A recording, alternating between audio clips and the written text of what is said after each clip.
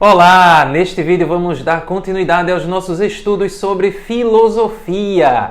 Pois bem, vamos tratar dos primórdios da filosofia na Grécia Antiga. E quando se faz uma linha do tempo, e é muito importante você considerar que ao estudarmos filosofia, nós temos que fazer um estudo que ele é ao mesmo tempo duplo. Como assim duplo? Ele tem que considerar a história do pensamento filosófico, ou seja, a linha do tempo de quem pensou o que ao longo da história, e também deve-se fazer uma abordagem analítica, ou seja, tentar compreender, tentar analisar ali o processo de produção daquelas ideias. Então, pensar com a filosofia implica ter o conhecimento da história da filosofia alinhado ao estudo dos temas filosóficos e também ligado aos problemas filosóficos. Temas e problemas, como a gente viu no primeiro vídeo, eles estão ali interrelacionados. E o que é que a gente vai fazer aqui? A gente vai aproximar essas reflexões todas. Então,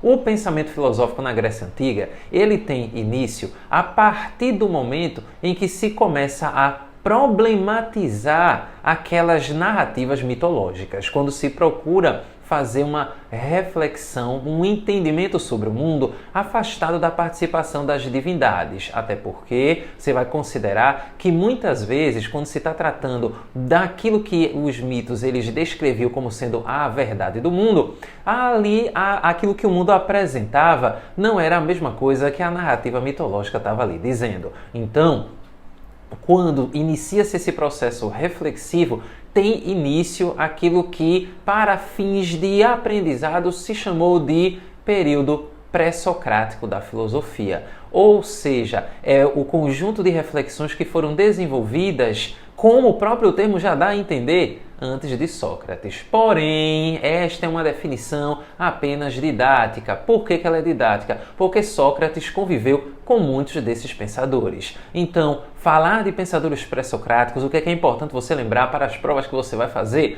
é que o conjunto de pensadores pré-socráticos pode ser dividido em dois: os filósofos da natureza ou filósofos da physis e os sofistas. Os filósofos da natureza ou filósofos da physis, eles se ocuparam do mundo que estava à volta deles. Eles tentaram entender o funcionamento do universo. Eles tentavam entender o que é que a natureza, como é que a natureza ela se processava, como é que ela se organizava, como é que as coisas aconteciam.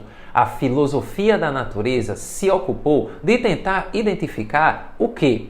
O elemento primordial, a substância primordial de tudo o que há. Aquilo que eles chamaram de arché ou arqué, se você quiser uma pronúncia ali mais audível. Então, os filósofos da physis, os filósofos da natureza, eles se ocuparam dessa tentativa de buscar esse elemento primordial. E aí você tem uma lista de pensadores que é importante você lembrar, mas que, no geral, você não vai, ai meu Deus, eu vou enlouquecer, vou decorar esse negócio todo.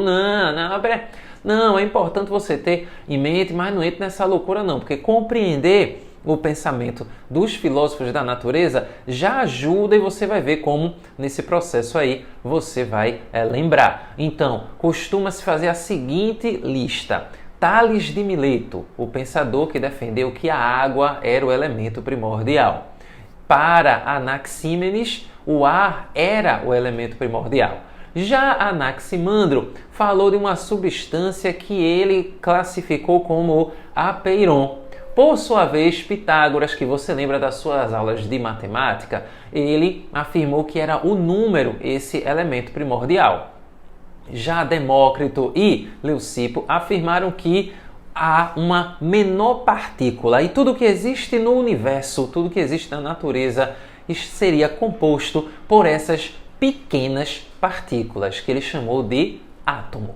Então, você tem aí cada um desses pensadores defendendo ali uma substância primordial. Já Empédocles afirmou que existiriam vários elementos que iriam compor tudo o que há no universo: fogo, terra, ar e água. Pois é, já uma grande discussão que há nesse contexto da filosofia da natureza diz respeito à grande treta, talvez a primeira da história da filosofia, entre dois pensadores, Heráclito e Parmênides. Para Heráclito, o elemento primordial seria o fogo, mas para além da defesa do fogo, é importante compreender o princípio que o fogo, no entendimento de Heráclito, estava ali apresentando.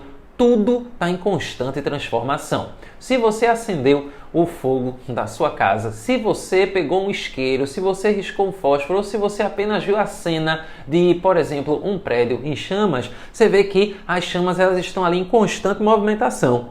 Você não tem uma forma definida. Para Heráclito, o elemento fogo seria o melhor exemplo desse princípio que rege tudo o que há. Que princípio é esse? O princípio do movimento, o princípio da mudança. Para Heráclito, está tudo mudando o tempo inteiro, todo o tempo. Já Parmênides vai numa ideia diferente. Parmênides afirmou que o que existe não é uma mudança constante, não é um movimento. O que há é uma aparência de movimento, porque os nossos sentidos, eles nunca vão conseguir aprender a essência das coisas. Então, de maneira bem prática, o que é que o Parmênides estava anunciando ali? O que depois a lógica vai chamar de princípio da não contradição. Por quê? Porque para ele, o ser das coisas ele é imutável, porque uma coisa não pode ser e se tornar outra coisa logo em seguida. Ou seja, para Parmênides, o que é e o que não é, não é. Ou seja, uma cadeira sempre vai ser uma cadeira e uma cadeira nunca será uma mesa. Então, o que uma coisa é, ela sempre permanecerá sendo. Para Heráclito, não era por aí que o negócio funcionava. De maneira bem prática, seria como se você estivesse ali diante da seguinte situação. Você tem a sua fotografia e a sua fotografia, quando você olhasse para ela, você iria ver você exatamente do mesmo jeito, não importa quanto tempo a fotografia tivesse sido tirada, 10, 15, 20 anos. Isso na perspectiva de Parmênides. As coisas não mudam. Porém, na perspectiva de Heráclito, você consegue identificar que está tudo mudando, basta você fazer aquela linha do tempo das fotografias que você tem desde que você estava no ensino fundamental. Percebe aí que você tem uma das primeiras grandes discussões da história da filosofia no conjunto de pensadores chamados de filósofos da physis. O segundo grupo de pensadores que compõe o grupo dos pré-socráticos são os sofistas, que são considerados os primeiros pensadores da história. Esses brigaram um bocado com Sócrates. Por quê? De maneira geral, os sofistas defendiam que não existe verdade absoluta, que tudo é verdadeiro no julgamento de quem julga. Ou seja, o homem é a medida de todas as coisas. Inclusive a frase é essa atribuída a Protágoras.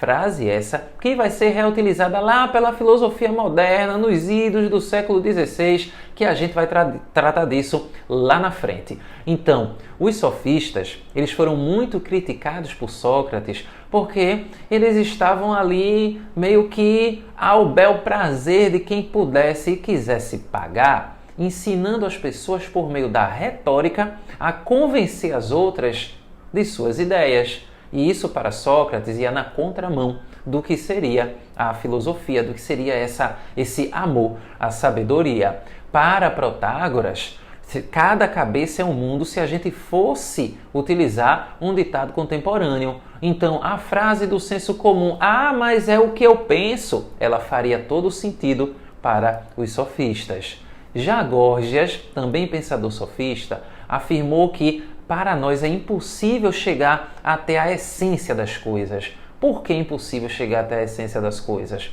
Porque a gente, mesmo que chegue lá, a gente vai ser incapaz de compreender. E mesmo que a gente compreenda, a gente nunca conseguiria explicar se alguém nos perguntasse. Então, para Górgias, e Górgias é considerado o precursor do ceticismo, havia essa impossibilidade do conhecimento da essência das coisas. O máximo que a gente consegue atingir é essa superfície. Então, se a gente fosse exemplificar o pensamento de Górgias em uma frase, a gente nunca iria dizer que o mel é doce. A gente diria que o mel parece doce. Percebe aí a diferença? Então, quando Sócrates critica os sofistas, critica porque para eles esse relativismo todo aí era a grande verdade do universo. E para Sócrates, assim como para Platão, não era por aí que funcionava. Mas as críticas de Sócrates ao pensamento dos sofistas, assim como o próprio pensamento socrático, são os assuntos do vídeo a seguir. Se você gostou desse vídeo, curta, comente, compartilhe, se inscreva no canal, ative o sininho para receber as notificações e espalhe esse vídeo nos grupos de estudos. Siga o meu perfil no Instagram, @salvianofeitosa. Lá tem uma ampliação dos conhecimentos filosóficos e o mais importante, experimente pensar.